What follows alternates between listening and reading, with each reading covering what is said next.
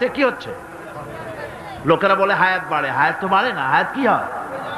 জন্মের পরের থেকে আমার জন্য রিজার্ভ আছে যতটুকু, 50 বছর বাঁচবো, 60 বছর বাঁচবো, যতটুকু হায়াত আমার জন্য নির্ধারিত করা আছে, নির্ধারণ করা আছে, প্রতিদিন একদিন করে কমে যেতেছে।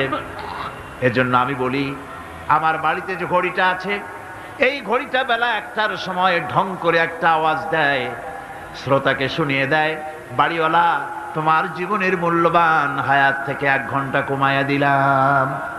2টার সময় 2টা ঘন্টা লাগায় শোনায় দিল, বান্দারে তোমার জীবনের মূল্যবান সময় থেকে 2টি ঘন্টা কমে গেল।